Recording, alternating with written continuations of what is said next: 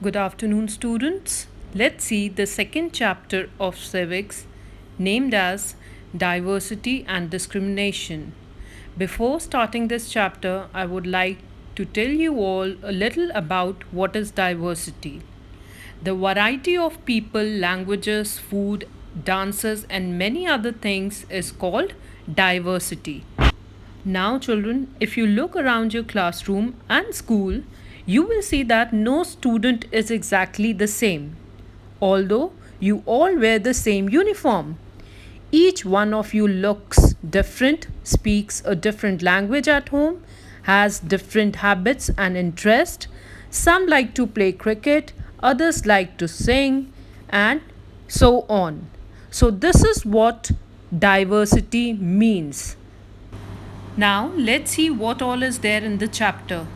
You will come to know about what is prejudice and stereotypes. Diversity leads to discrimination. Next is the right to equality and ensuring equal treatment to all citizens of India. So, all these things you will come to know about. Now, children, in the last chapter, we studied about unity in diversity, which means living in unity with different ideologies.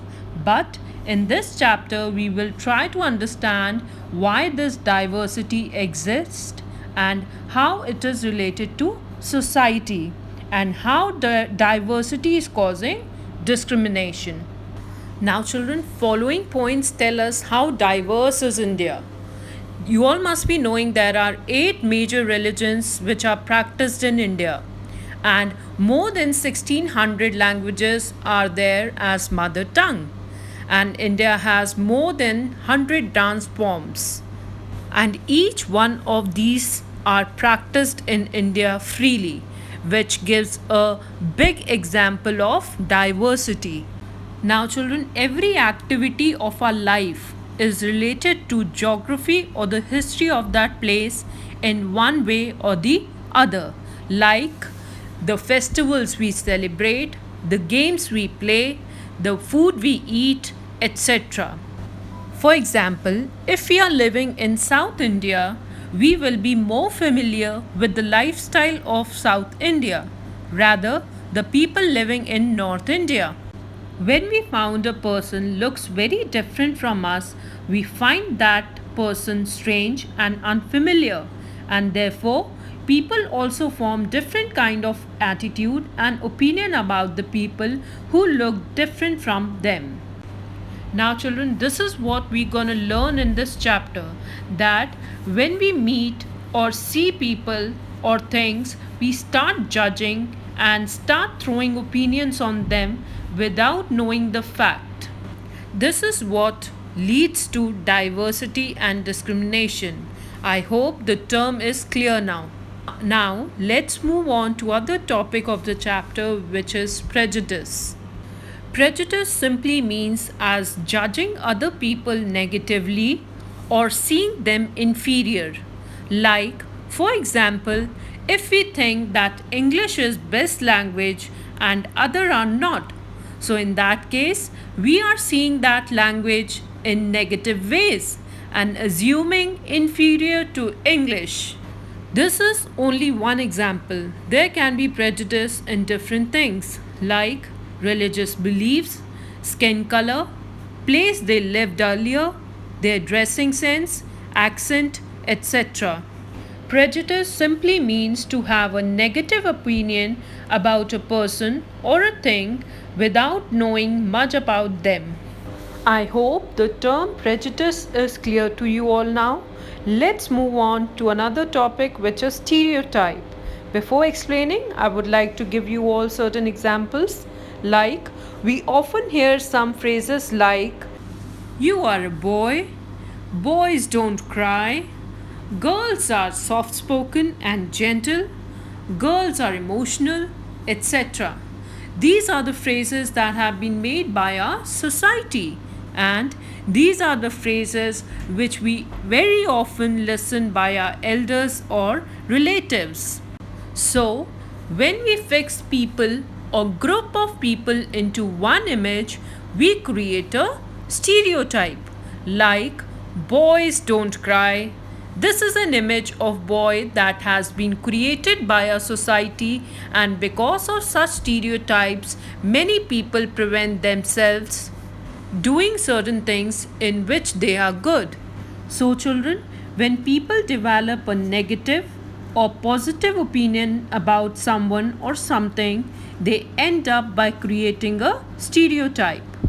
So, children, there are many stereotypes which we are experiencing at our home also, but we are totally unaware about it. I hope the term is clear now. Next topic is inequality and discrimination.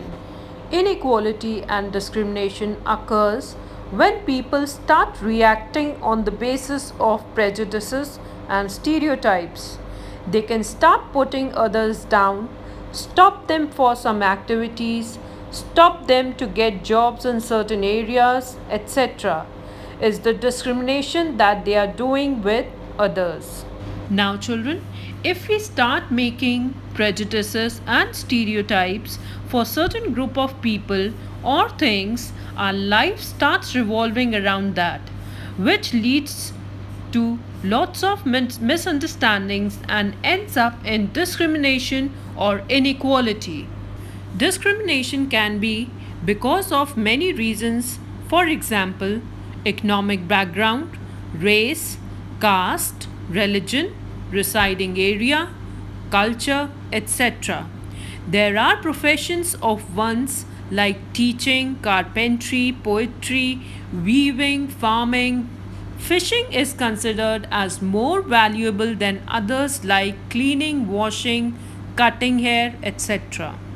Now, children, you must have heard the term Dalit, which is used for lower caste people or say untouchable.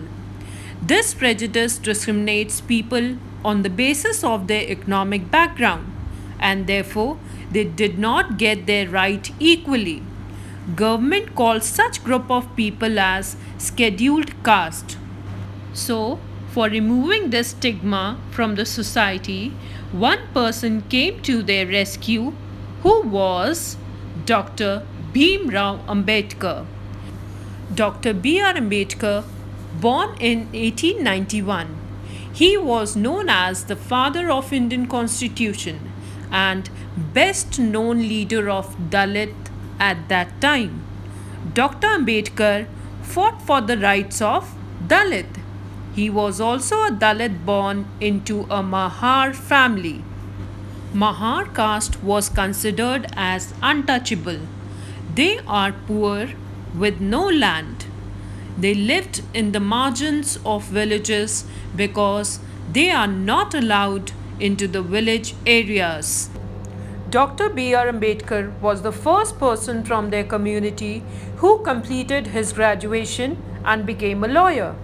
He fought against prejudice and stereotype of Dalit. Later, he changed to Buddhism because it treated all people equally. He died in 1956. So, children, this person tried to bring equality in the society. I hope you all have understood the chapter. Thank you.